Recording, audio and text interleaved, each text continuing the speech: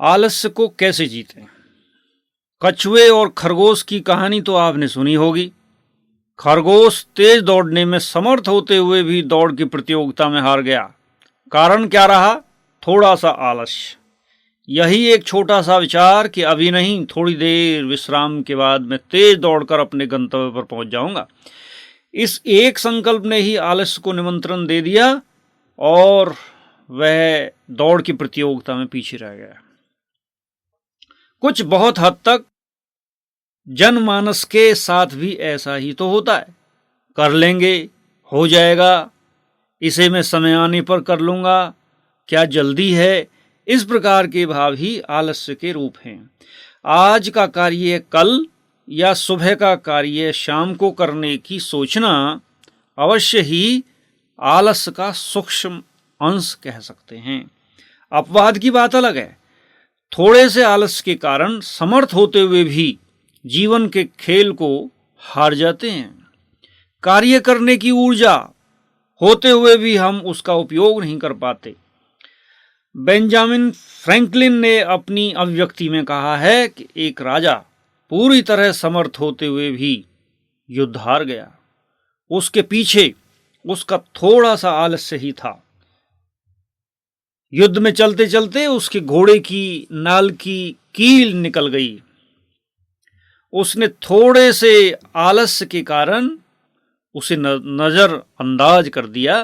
फिर दूसरी कील भी निकल गई, फिर भी उसने कोई कार्रवाई नहीं की। युद्ध में उसके घोड़े के पैर घायल हो गए। परिणाम यह हुआ कि वह युद्ध हार गया। हार का कारण क्या रहा? थोड़ा सा आलस्य। आलस्य क्या है, इसे हम दोनों दृष्टियों से समझने का प्रयास करें। आलस्य को शारीरिक और मानसिक दृष्टि से समझना जरूरी है। इसके केवल मानसिक या संस्कारिक कारण ही नहीं होते, बल्कि आलस्य के शारीरिक कारण भी होते हैं। मानसिक और शारीरिक दोनों कारण ओतप्रोत होते हैं। आज का चिकित्सा विज्ञान क्रोध आने के शारीरिक कारण भी मानता है। अगर स्थूल शरीर में, फिजिकल बॉडी में थायराइड ग्रंथि से स्रावित होने वाले थायरॉक्सिन नामक हार्मोन्स की कमी रहती है तो स्वभाव चिड़चिड़ा हो जाता है। भाव यह है कि हमारी अंतःस्रावी ग्रंथियों के हार्मोन्स भी हमारे स्वभाव या क्रिया को प्रभावित करते हैं। आलस्य के भी शारीरिक, भौतिक और मनोवैज्ञानिक कारण होते हैं। शारीरिक ऊर्जा से मानसिक ऊर्जा प्रभावित होती है और मानसिक ऊर्जा से शारीरिक ऊर्जा प्रभावित होती है। अधिक ठंडी प्रकृति की चीजें, बासी और गरिष्ठ भोजन, तामसिक ऊर्जा वाले पदार्थ शारीरिक ऊर्जा के संतुलन को अस्त व्यस्त कर देते हैं। फलस्वरूप मानसिकता आलस्य की बन जाती है। न अधिक ठंडे और न अधिक गर्म पदार्थों का उपयोग किया जाए तो शारीरिक और मानसिक ऊर्जा के बीच के संतुलन को कम से कम 40% तक संतुलित किया जा सकता है। शेष 60% ऊर्जा के संतुलन के लिए आध्यात्मिक पुरुषार्थ की आवश्यकता होती है। प्रकृति का प्रभाव हमारे मन पर किस तरह पड़ता है, श्रीमद् भगवद गीता के में इसका सारगर्भित मनोवैज्ञानिक विश्लेषण किया गया है। आत्मा प्रकृति के 3 गुणों से प्रभावित होती है। प्रकृति के अपने सारभूत सतो, रजो और तमो गुण होते हैं। चैतन्य आत्मा प्रकृति के संसर्ग में आकर इन 3 प्रकार के गुणों का अनुभव करती है। इन तीनों गुणों से, अर्थात प्रकृति की 3 प्रकार की ऊर्जाओं से कर्म व्यवहार प्रभावित होता है। त्याग तपस्या के बल से प्रकृति के इन 3 गुणों के प्रभाव से मुक्त रहा जा सकता है। प्रकृति की ऊर्जाओं का मन पर प्रभाव, प्रकृति की इन 3 प्रकार की ऊर्जाओं का प्रभाव मानसिक व बौद्धिक रूप से दृष्टिगोचर होता है। सत्वगुण के प्रभाव से आत्मा की ज्ञान में रुचि पैदा होती है तथा अतीन्द्रिय सुख के अनुभव करने के लिए प्रेरित होती है। रजोगुण के प्रभाव से काम, क्रोध, लोभ पैदा होते हैं। तमोगुण के प्रभाव से मोह और अहंकार की स्थिति बनती है। तमोगुण से उत्पन्न हुए मोह, अंधकार, मैंपन और मेरापन से आलस्य की उत्पत्ति होती है। आलस्य का कारण तमोगुण है। प्रकृति के सत्वगुण के कारण आत्मा अपनी आत्म जागृति के स्वरूप में सुख का अनुभव करती है। प्रकृति के रजो तमो गुणों के प्रभाव के कारण आत्मा अपनी आत्म विस्मृति की स्थिति में इंद्रिय सुख और दुख का अनुभव करती है। रजोगुण और तमोगुण से उत्पन्न दैहिक स्मृति से जो सुख का अनुभव होता है, उसके पीछे दुख परछाई की तरह खड़ा होता है। प्रकृति की इन तीनों प्रकार की ऊर्जाओं का प्रभाव अपने चक्रीय क्रम में चलता है। आलस्य एक गंभीर बर्बादी,